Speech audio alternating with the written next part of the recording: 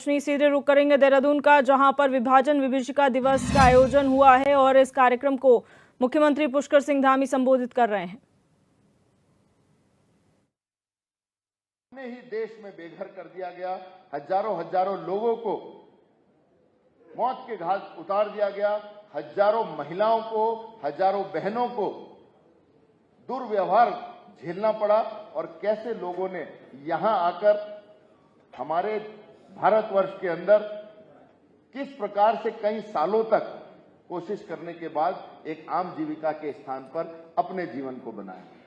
मैं आज के इस कार्यक्रम में बहुत ज्यादा अधिक ना कहते हुए मैं आप सभी का बहुत बहुत स्वागत और अभिनंदन करता हूं और आज की पीढ़ी से भी ये निवेदन करना चाहता हूं कि अनेकों बार हमारे देश को बांटकर, हमारे देश को काटकर हम पर राज करने की कोशिश की गई, जो आज वर्तमान में भी कहीं ना कहीं करने की कोशिश की जा रही है।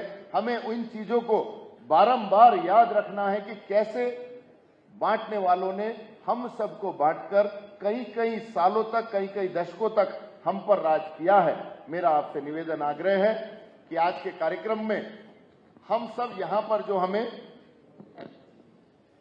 स्मृतियां देखने को, सुनने को मिलेंगी, उनको अपने जीवन में आत्मसात करेंगे। इसी के साथ मैं आप सबका बहुत बहुत स्वागत करता हूं। मेरे साथ कहेंगे जय भारत, जय उत्तराखंड, जय उत्तराखंड, जय उत्तराखंड। बहुत बहुत धन्यवाद।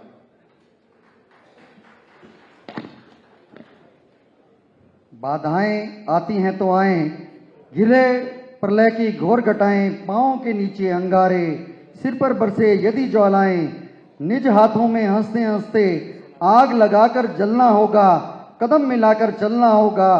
हाथ से रुदन में, तूफानों में, अगर असंख्य बलिदानों में, उद्यानों में, वीरानों में, अपमानों में, सम्मानों में, उन्नत मस्तक, उभरा सीना, पीड़ाओं में पलना होगा, कदम मिलाकर चलना होगा। यदि समय रहते हम लोग अभी भी वह चेतना को नहीं महसूस कर पाए तो देश की विभाजनकारी शक्तियां जो उस समय सक्रिय थी वह आज भी सक्रिय हैं। अभी आपने आदरणीय अध्यक्ष जी के जो उद्गार सुने वह तो एक निमित्त मात्र है। जो लोग पाकिस्तान से अपना घर, व्यापार, संसार छोड़कर वहां से हिंदुस्तान में आए, अचानक यदि किसी को कह दिया जाए कि यह चीज आज आप यहां रह रहे थे, कल से, अभी से आपको इस घर को छोड़कर यहां से निकलना है, तो क्या व्यक्ति पर बीतेगी और क्या दारुण दृश्य थे। हमने तो अपने दादा दादी, माता पिता से ये बातें सुनी हैं तो मन इतना द्रवित होता था, रोने को सभी परिवार एकदम से भाव विवल हो जाता था। यही कुछ दृश्य आपको हम अभी डॉक्यूमेंट्री में दिखाने जा रहे हैं, तो मेरा निवेदन रहेगा डॉक्यूमेंट्री प्रारंभ करें और ये थोड़े समय की है, इसको देख करके काफी कुछ आपको एहसास होगा। दिल्ली के एक कमरे में करीब दर्जन भर लोग मिलकर करोड़ों लोगों का भविष्य लिखने जा रहे थे। करीब 1.5 दशक से मुस्लिम लीग जिस पाकिस्तान की रट लगा रही थी वो आज कागजों में उनके सामने सच होने जा रहा था। सिर्फ 2 हफ्तों में भारत के खंडित होने की योजना पर मोहर लग गई। भगवान राम के बेटे लव का बसाया लाहौर, ढाकेश्वरी माता का तीर्थ ढाका, गुरु नानक देव जी का जन्म स्थान ननकाना अब 2 टुकड़ों में बंटने जा रहा था।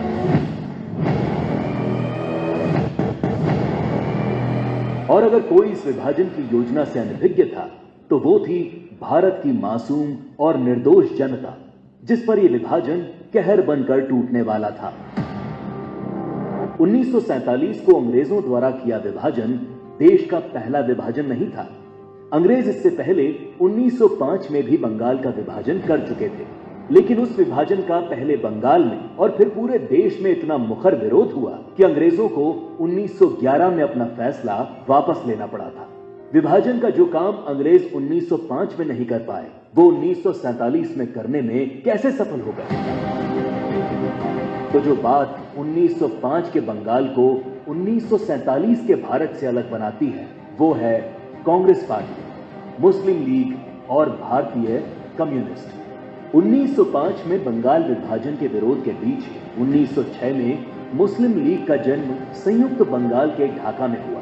बंग भंग आंदोलन के बाद जन्मी मुस्लिम लीग ने 1909 में मार्ले मिंटो सुधार के नाम पर पृथक निर्वाचन प्रणाली मांग से शुरू करके अगले 30 साल में अलग इस्लामिक राष्ट्र पाकिस्तान के नाम पर भारत को मजहब के नाम पर बांट कर रख दिया।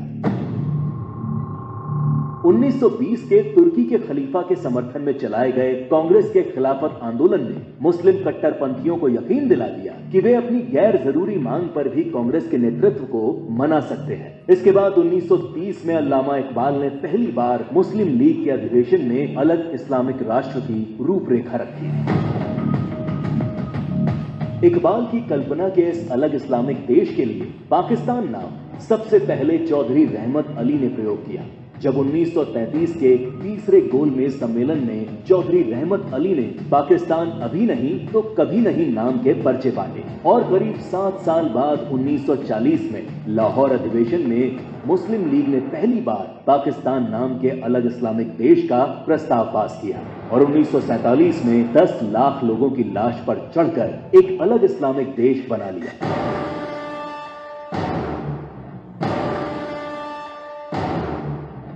और जिस भारत ने 1905 में बंगाल का विभाजन नहीं होने दिया, वो भारत 1947 में भारत विभाजन नहीं रोक पाया, क्योंकि कांग्रेस के जिन नेताओं पर लीग के सामने खड़े होने की जिम्मेदारी थी, उन्होंने अंत समय में बिना भारत के लोगों को विश्वास में लिए विभाजन का प्रस्ताव स्वीकार कर लिया। देश तोड़ने के इस खेल में एक हिस्सा भारत के कम्युनिस्टों ने भी निभाया, जब कम्युनिस्ट नेताओं ने भारत को 14 राष्ट्रों का समूह बताते हुए भारत विभाजन को मुस्लिम राष्ट्र के आत्मनिर्णय का अधिकार बता दिया। साल 1945 में अग्रणी कम्युनिस्ट सिद्धांतकार कॉमरेड जी अधिकारी ने मुस्लिम लीग की मांग को न्याय संगत बताते हुए एक थीसिस दी। उनके शब्दों में 1940 से कम्युनिस्ट पार्टी ने यह देखना शुरू कर दिया कि तथाकथित सांप्रदायिक समस्या वास्तव में बढ़ती राष्ट्रीयताओं की समस्या है, जिसे आत्मनिर्णय के अधिकार के माध्यम से हल किया जा सकता है। यदि हम इसके प्रगतिशील सार को देखें। रुक करेंगे खबरों का। मुख्यमंत्री पुष्कर सिंह धामी ने देहरादून में विशेष स्वच्छता अभियान के अंतर्गत स्वच्छता अपनाओ बीमारी भगाओ अभियान की शुरुआत की। साथ ही गांधी पार्क में महात्मा गांधी को श्रद्धांजलि भी दी। अभियान की शुरुआत करते हुए सीएम धामी ने लोगों से अपने आसपास के इलाकों में स्वच्छता बनाए रखने की अपील की। इस मौके पर सीएम के साथ कैबिनेट मंत्री प्रेमचंद अग्रवाल, सांसद नरेश बंसल समेत कई बीजेपी के वरिष्ठ नेता मौजूद थे।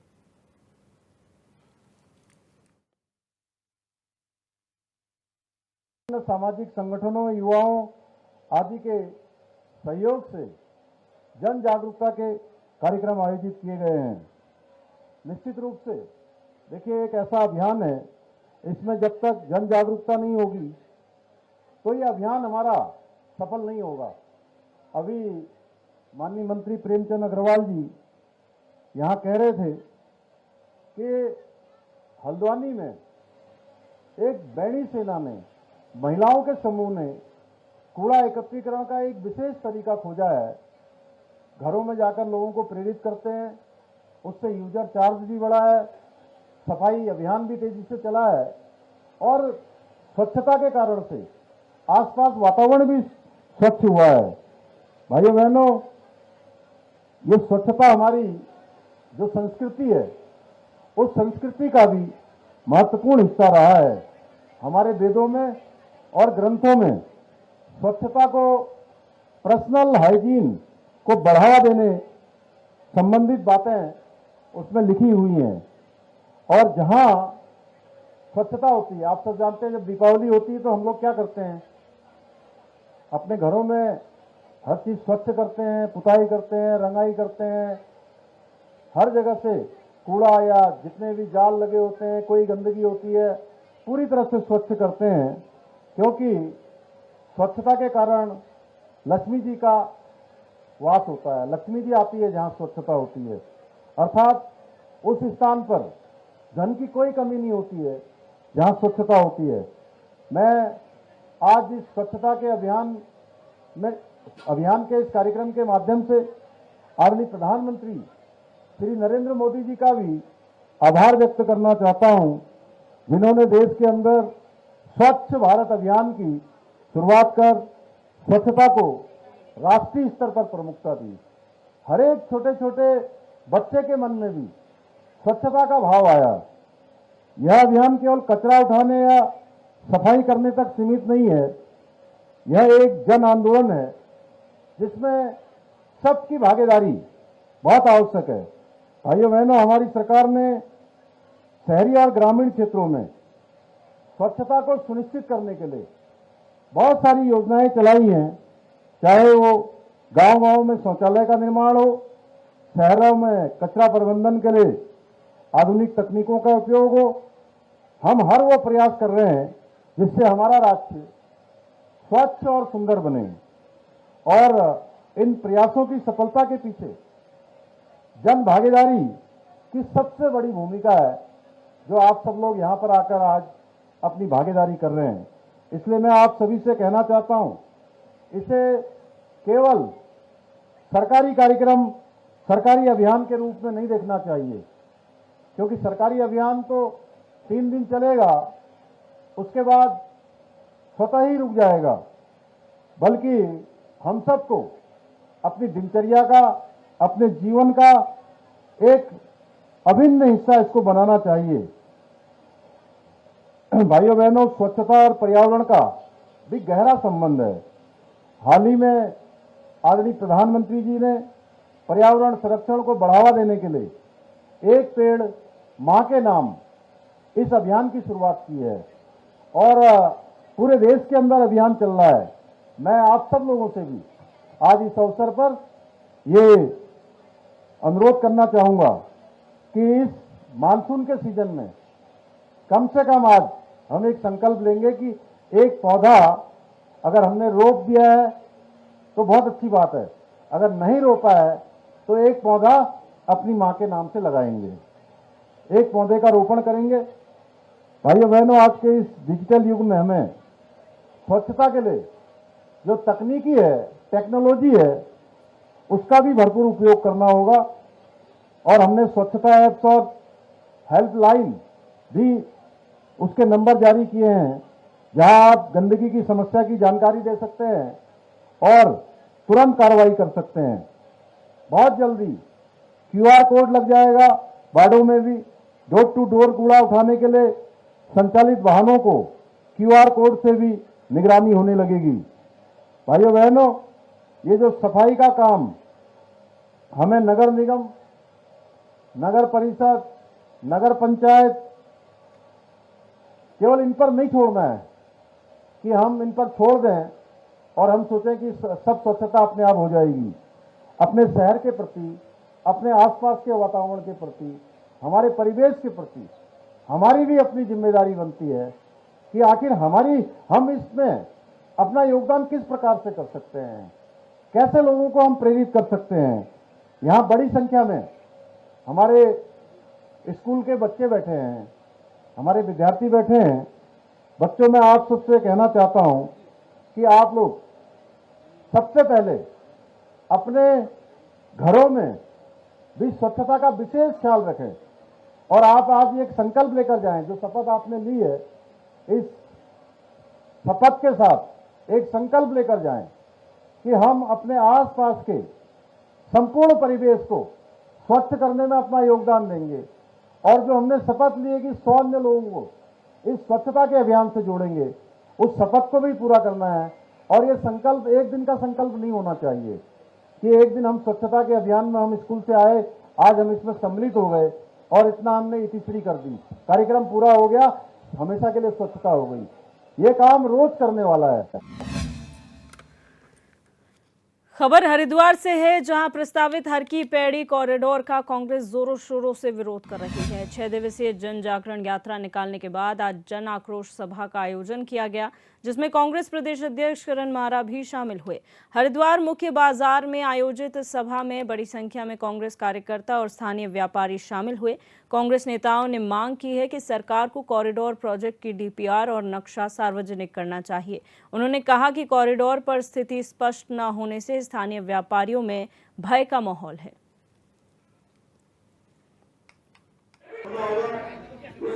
है और हरिद्वार एक ऐसा है जिसके अगर आप टोपोग्राफी देखें तो एक तरफ मनसा देवी है दूसरे चंडिका माँ है और बीच में माँ गंगा और लोगों की दुकानें और शहर बसा हुआ है। अगर ऐसे में अगर सब तोड़फोड़ होगी तो ये इतने लोग जो हजारों लोगों का कारोबार है, परिवार चलते, इनका क्या होगा? इसका कोई वैकल्पिक रास्ता सरकार को निकालना चाहिए। और जो डीपीआर ऑलरेडी बनी हुई है जिसको देखने की मांग यहाँ के स्थानीय लोग कर रहे हैं, अभी तक डीपीआर को सार्वजनिक नहीं किया गया, उसको लेकर आक्रोश है। धरातल पे उतरने का इंतजार करके क्या लोगों को उजड़ने दें? आपका ये मानना है जब डोजर चल जाएंगे तब हम लोग सड़कों में उतरे? जब पता है डीपीआर बन गई, जब पता है उजाड़ा जाएगा लोगों को, वैकल्पिक जो व्यवस्था है उसकी ओर को ध्यान नहीं दिया जा रहा, तो कुछ ना कुछ तो करेंगे। क्या इंतजार करेंगे बीजेपी की सरकार है और सबकी दुकानें तोड़ दे? कांग्रेस पिछले 50 सालों में हरिद्वार में कराई गया है। कांग्रेस में सेवा राजनीति के, देश भर में राजनीति है कांग्रेस की, कुछ करना धरना है नहीं, खाली राजनीति कर रहे हैं। चुनाव आ गए, चुनाव में राजनीति शुरू हो गई। जितने कांग्रेस के नेता उतने ग्रुप, नेता ही शामिल है, व्यापारियों को समर्थन भी नहीं, कोई नहीं, ना किसी का समर्थन नहीं है। वो जितने कांग्रेस के नेता उतने ग्रुप हैं। हर साल देशवासी स्वतंत्रता दिवस बड़े ही धूमधाम के साथ मनाते हैं। इस बार देश अपना 78वां स्वतंत्रता दिवस मनाने जा रहा है, जिसे लेकर देहरादून परेड ग्राउंड में तमाम तैयारियां जोरों शोरों से चल रही हैं। सुरक्षा व्यवस्था को, ट्रैफिक व्यवस्था को लेकर भी तमाम तैयारियां की जा रही हैं।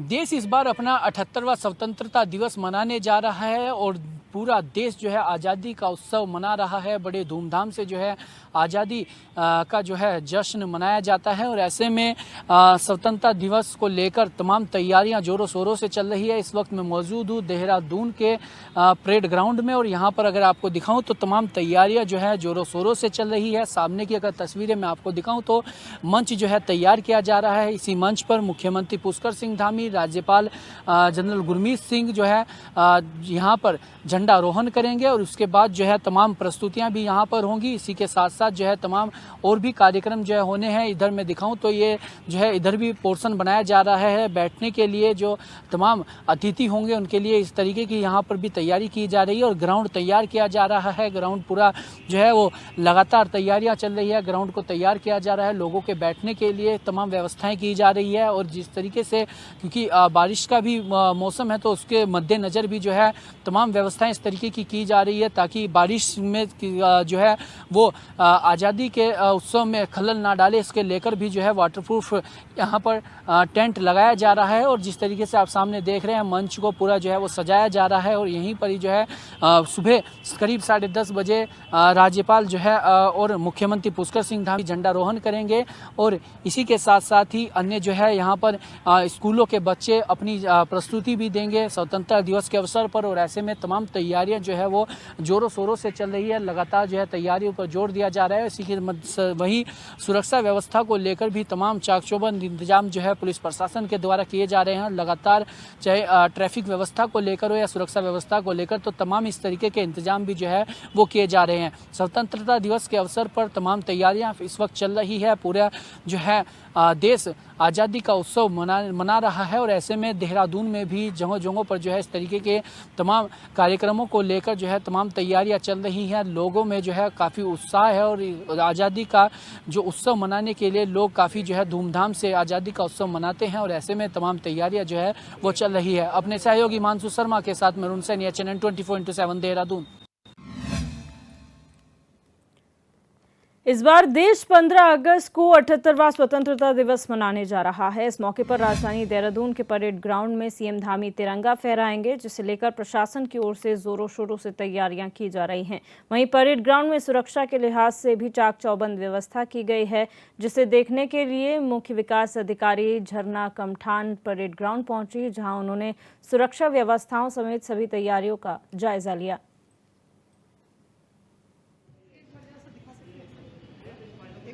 देखिए 15 अगस्त हर वर्ष की भांति इस साल भी जो है यहाँ परेड ग्राउंड में आयोजित किया जा रहा है और यहाँ पे राज्य स्तर का कार्यक्रम किया जाता है जिसमें माननीय मुख्यमंत्री जी द्वारा ध्वजारोहण किया जाता है। तो अब की बार भी 10 बजे का समय है, माननीय मुख्यमंत्री जी द्वारा ध्वजारोहण किया जाएगा। इसके लिए इन्विटेशन कार्ड बन गए हैं और जितने भी हमारे जनप्रतिनिधिगण हैं, जिसमें माननीय मंत्रीगण, माननीय विधायकगण, माननीय सांसदगण एवं अन्य महानुभावों को आमंत्रण पत्र प्रेषित कर दिए गए हैं। परेड ग्राउंड में भी लगभग सभी तैयारियां पूरी हो गई हैं।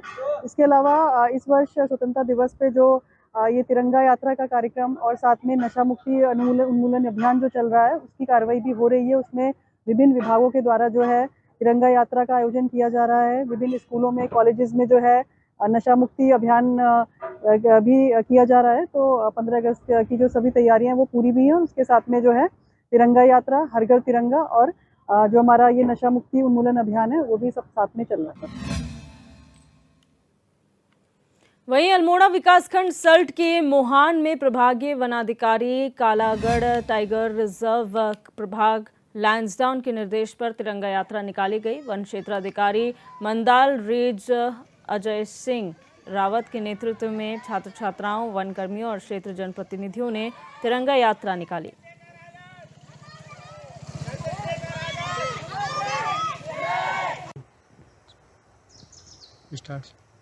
उच्च अधिकारियों के निर्देशानुसार तिरंगा यात्रा कार्यक्रम हर घर तिरंगा अभियान के तहत आज राजकीय इंटर कॉलेज मोहान के छात्र छात्राओं के साथ तिरंगा यात्रा का आयोजन Mandal range Mohan Corbett tiger reserve प्रभाग लैंसडाउन द्वारा किया गया। देश भर में हर घर तिरंगा अभियान जोरों शोरों से चल रहा है। डोईवाला में भी लगातार कार्यक्रम आयोजित किए जा रहे हैं। बुधवार को डोईवाला में विधायक बृजभूषण गैरोला ने नगर पालिका में आयोजित कार्यक्रम में शिरकत की, जहां उन्होंने स्वतंत्रता संग्राम सेनानियों के परिजनों को सम्मानित किया।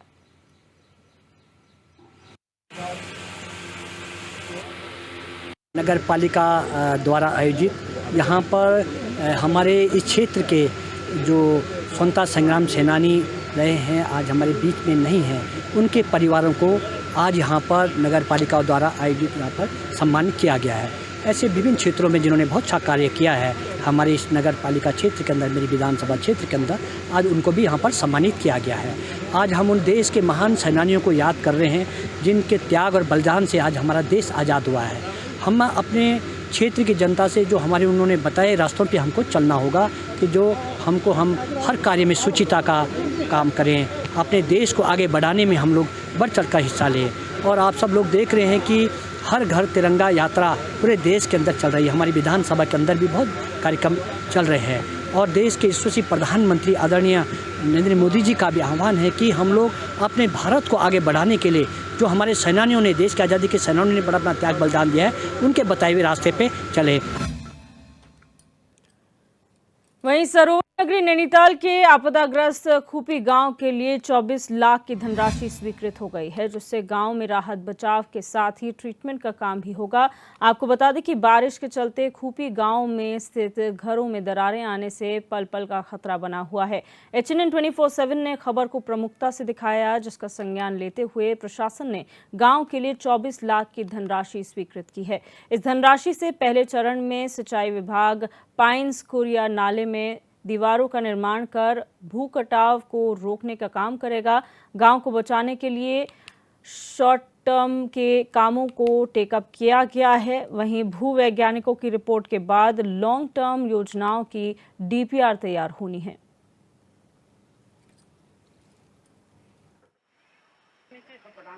जो खूपी गांव है, भूमेधार और खूपी कुरिया गांव आलूखेत, इसको जो खतरा पैदा हुआ है मेन पाइन्स नाले से हुआ है। और अच्छी बात यह है कि इसमें प्रशासन जागा है और मैं तो आप सभी लोगों का धन्यवाद दूंगा कि आपकी बातों से प्रशासन तुरंत जागा है। कई टाइम बाद ये स्थितियां आई हैं और वर्तमान में जो 24 लाख रुपया जो अभी जारी हुआ है, मैं चाहता हूं कि ये सही ढंग से कार्य हो इसका और कोई सही ठेकेदार से काम करवाया जाए। ये तो एक टेम्परेरी व्यवस्था है और आने वाले समय में भी जो गाँव का पूरा सही ढंग से आकलन करके जितना भी उसमें ये जो नीचे नाले का रिपेयर में होना है वो सही ढंग से हो और उसके लिए भी प्रशासन को सोचना पड़ेगा ताकि गांव की जो हमारा जो खतरा है वो ठीक हो जाए। खूपी गांव का ये इश्यूज हमारे सामने आए थे, बहुत लंबे टाइम से आ रहे थे कि वहाँ दरारें पड़ रही हैं।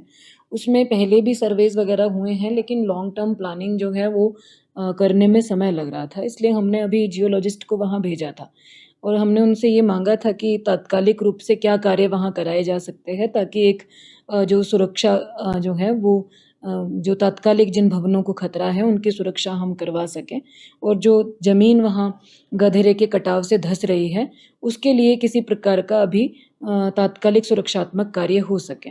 उसके लिए मेरे पास 2 एस्टिमेट्स आए थे 24 लाख के अमाउंट के। सिंचाई विभाग वहाँ सुरक्षात्मक कार्य कराएगा, उनको हमने सैंक्शन कर दिया है, वो बजट विभाग को रिलीज़ हो रहा है। विभाग उसमें हफ्ता 10 दिन के अंदर अपनी जो भी प्रोक्योरमेंट प्रोसेस होती है वो कंप्लीट करके काम आरंभ करेगा। दीर्घकालीन DPR भी इसकी हम लोग जियोलॉजिस्ट के जो आए हैं सुझाव